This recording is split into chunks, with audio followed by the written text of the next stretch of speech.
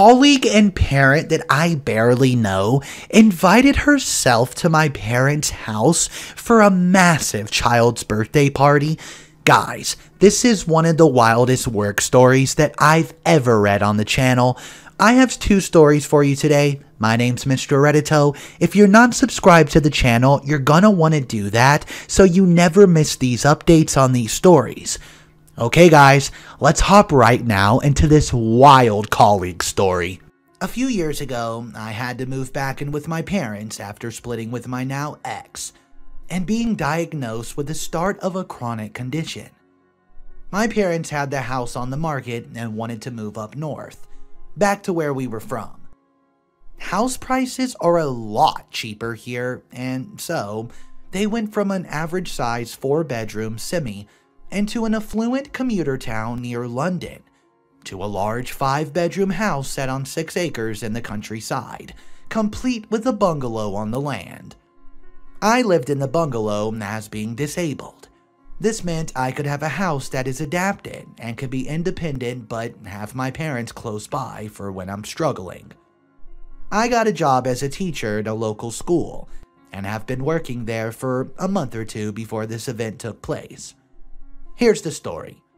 A colleague, EC for entitled colleague from now on, an EC of mine who I only knew through work, and even not that very well, overheard me talking to a close colleague, we'll say CC for close colleague from now on, about my lambs. I was showing her the pictures and asked whose those were. CC explained they were mine and pets to keep the paddocks grass down and being friendly and loving my pets, and showing them off to anyone who gave the tiniest hint of interest. I showed EC the photos, one of which had a part of my parents' house in the background. EC asked whose house that was, and I said my parents'. EC starts asking questions about it. Thinking she was just being nice or getting to know me, I showed her the photos, as we had just moved here a few months before.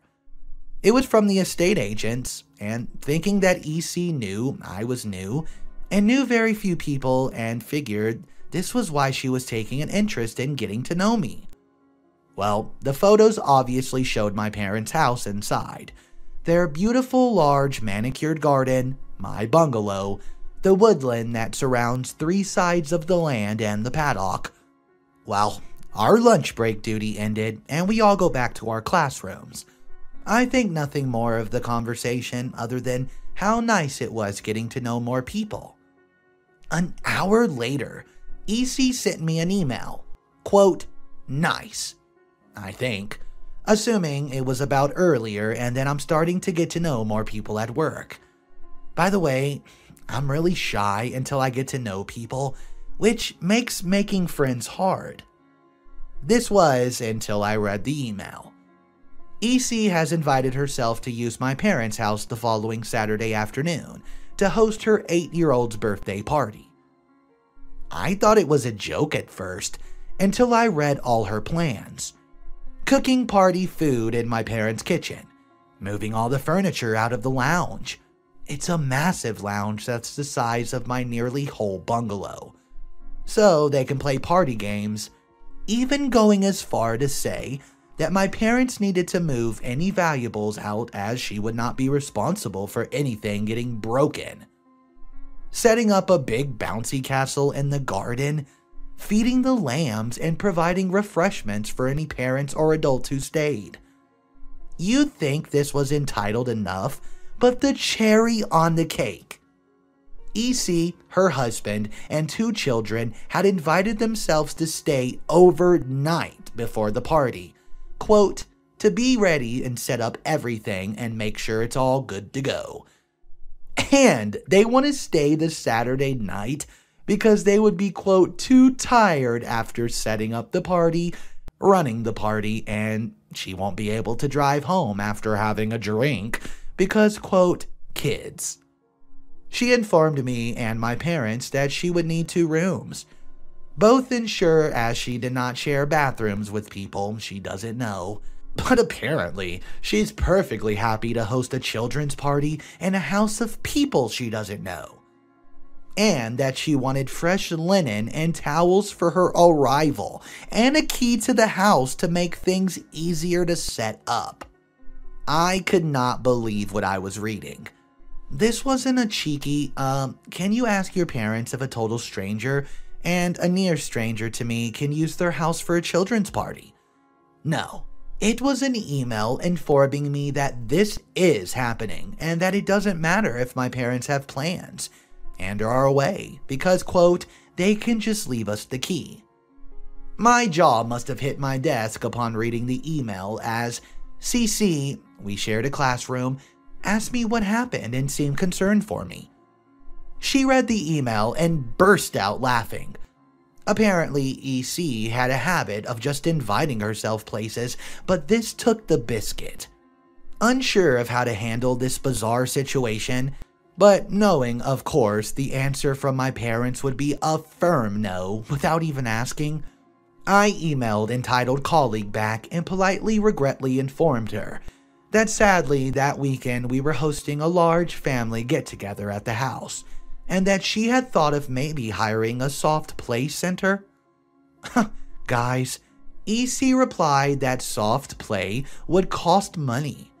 Yes, she wasn't even going to pay my parents. And that she was upset my parents could not share their wealth with the less fortunate, but had promised her daughter to host the party on her birthday, so sadly could not use our house the following weekend. My parents had a good laugh when I showed them the email, and I avoided EC as much as possible after this one. Luckily, I was forced into very early, I'm in my 30s, medical retirement 2 months later, so I managed to avoid any more random colleagues, especially EC, inviting themselves to host parties at my parents' house or to use it as a hotel. This was such a weird story. The fact that this colleague did not even ask or even just make a reference that, hey, I'm throwing a birthday party and I kinda need a place and your parents' house looks nice. No, she didn't even do that. She literally demanded by email that she stays there the night and gets a house key? Who in the world does this? Guys, let me know in the comment section down below if you've ever had a work story similar to this one. I love hearing work drama stories, so drop that down below.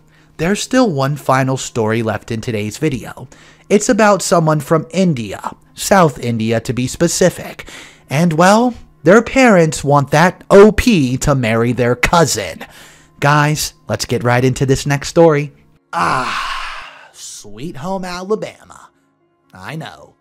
I'm 21 female, South Indian, and it's, quote, culturally accepted to marry into families. There's many reasons like keeping the wealth in the family. But now, times have changed and lower middle class families like mine do not support this. My dad's mom wants me to marry my aunt's, dad's sister's son, who's 29. This is so funny as I type it. Her reasoning is that she has to see one marriage at least before she dies. My dad has told her no one should bring up the topic of marriage to me until I'm done with studies. My mom, who's 42, has told her that I have to earn and do higher studies. She said to my mom, how much more do you want to earn now? What you got is enough. Mind you, we're not that well off. Still living in a rented house, and I've taken educational loans for my studies. My granny says if I wants to study, then my aunt will pay for it. Oh, and also, my uncle ducked my dad over and scammed him in their business. They both were partners. My granny clearly has her favorite children and never has supported my dad and us, but rather enabled my uncle. Her other reasonings is that my cousin likes me. I don't know if this is true, and if so, ew. She's telling that if I married the cousin, my aunt would construct a flat in her land, and my dad's land, which are next to each other, and the house would be for me and my cousin. Also, my dad and mom were cousins, it's ducked up, but please don't bash them, which makes marrying into family even a higher risk. My mom's family was super poor at that point, and again, my granny had no choice but to marry her daughters off as they did not have proper meals to eat. My mom's parents thought that they would take good care of my mom as its family, but they didn't. But my dad was good and looked after her good to his abilities until we got scammed, and we're still getting scammed by my uncle. I have my parents who are getting old, and I have a younger sister. My dad's land hasn't been legally transferred to my dad yet, so it's my grandma's at the moment. She's basically brainwashing my dad and emotionally and financially abusing him. My dad's 55 this year, so he's scared about our future. If anything, I blame my granny of filing such thoughts in his head of my cousin from such a young age. Telling I was his future wife, I remember him at like around age 12, asking me if I would marry him. I felt weirded out. What can I do? Any constructive help is welcome. Please drop a comment. I feel so bad for OP in this situation. This grandma is so toxic.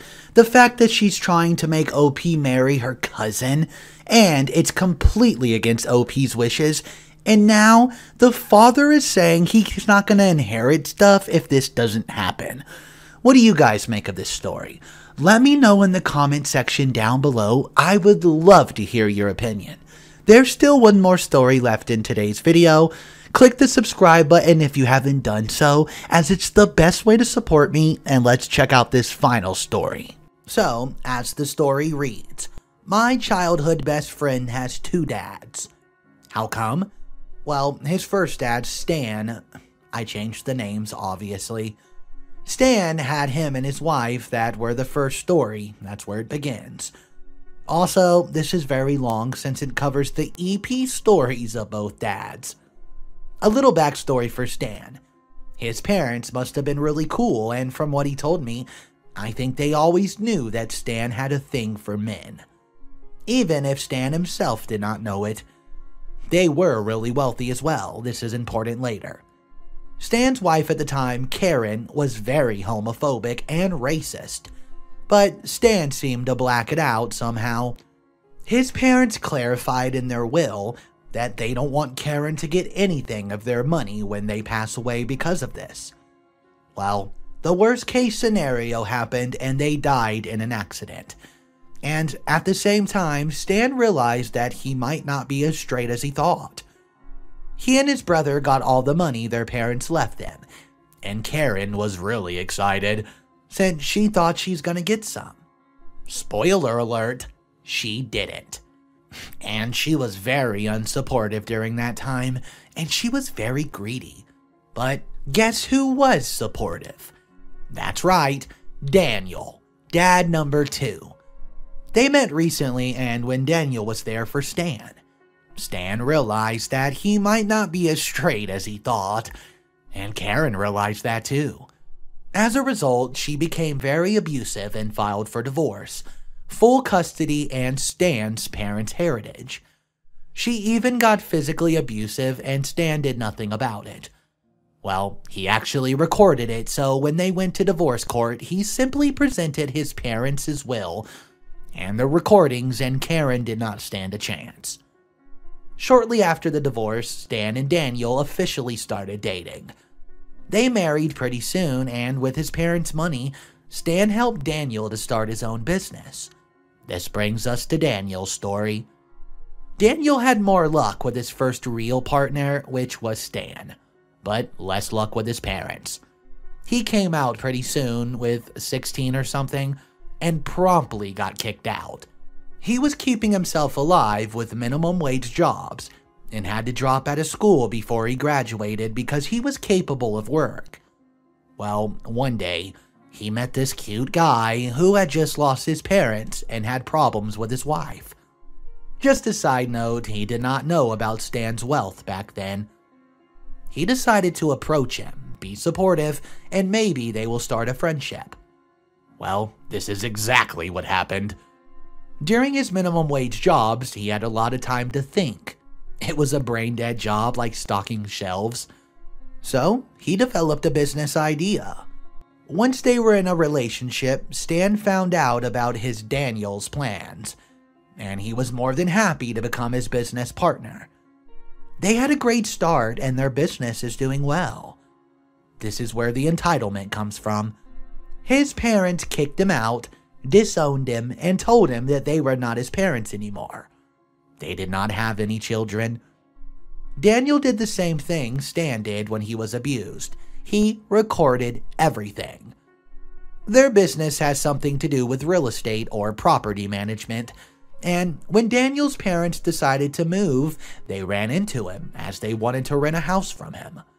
When they saw the lease, they suddenly realized that their landlord was their son. He was alive and doing really well. They started acting like they missed him, that they were sorry, and they began looking for him immediately after they kicked him out as they realized their mistake. But they just couldn't find him anymore. Daniel called Cap and told them that he knew they only wanted his money. They began saying he owed them as they gave him 16 wonderful years. But Daniel called Cap again, as they were never good parents, and even if they were, all of this would have been neutralized by them kicking him out. Needless to say that Daniel and Stan did not sign the lease anymore. I just love when a story has a happy ending. There's so much problems that people face day to day in their lives, and finding true love can be hard. I want to read a comment that I came across that I agree with 100%. I'm so glad this has a happy ending. Finding true love is one of the hardest things in the world, and I'm so glad your friends were able to do that. It seems that all the crap with the entitled people in their life only strengthened their bond to each other, and helped them find what was truly missing in their life. Guys, I love wholesome content like this. Let me know what you think in the comment section down below. That's all the stories Mr. Reddito has for you today. I hope each and every one of you have an amazing night. Consider subscribing to the channel, and I'll see you guys in the next one.